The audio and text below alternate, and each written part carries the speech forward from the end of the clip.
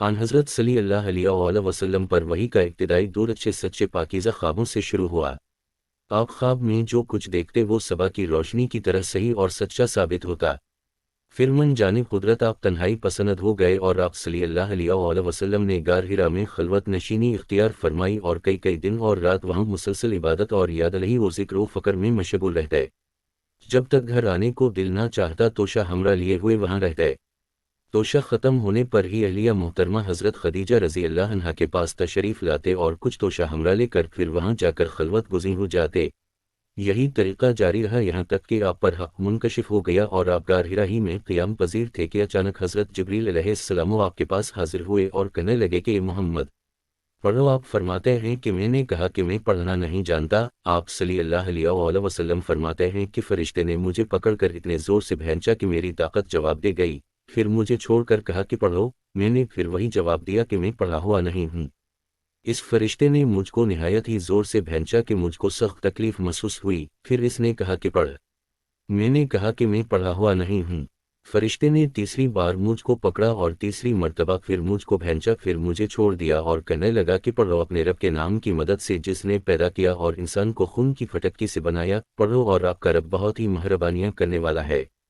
बस यही आयतें आप हज़रत जिब्रील अलैहिस्सलाम से सुनकर इस हाल में गार हिरा से वापस हुए कि आपका दिल इस अनोखे वाक़या से काम रहा था। आप हज़रत खदीजा के यहाँ तशरीफ़ लाए और फरमाया कि मुझे कंबल ओढ़ा दो, मुझे कंबल ओढ़ा दो। लोगों ने आपको कंबल ओढ़ा दिया।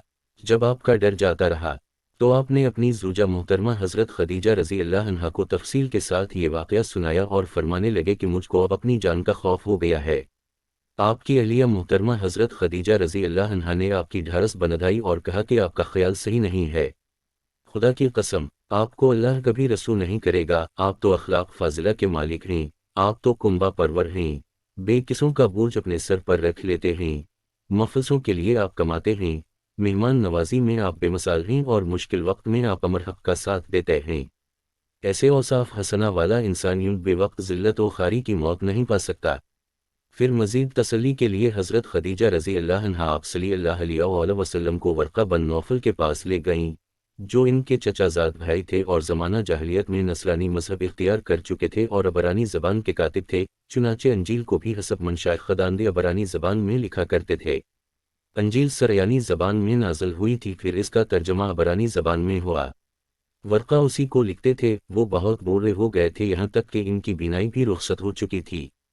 हज़रत खदीजा रज़ी अल्लाह अन्हा ने इनके सामने आपके हालात बयान किए और कहा कि ये चचाज़ाद भाई अपने भतीजे मोहम्मद सल्लल्लाहु अलैहि वसल्लम की ज़बानी ज़रा इनकी कैफियत सुन लीजिए। वो बोले कि भतीजे आपने जो कुछ देखा है इसकी तफसील सुनाओ।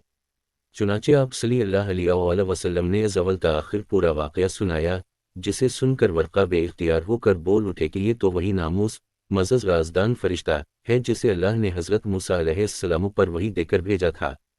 काश मैं आपके इस अहद नबूवत के शुरू होने पर जवान उम्र होता। काश मैं इस वक्त तक जिंदा रहता जबकि आपकी कौम आपको इस शहर से निकाल देगी।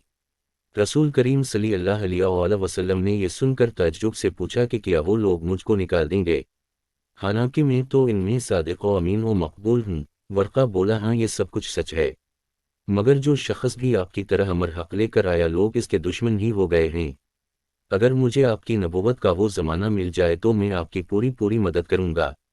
मगर वर्क़ा कुछ दिनों के बाद इंतकाल कर गए। फिर कुछ अरसा तक वही की आमद मौकूफ़ रही। साहिब बुखारी नंबर 3।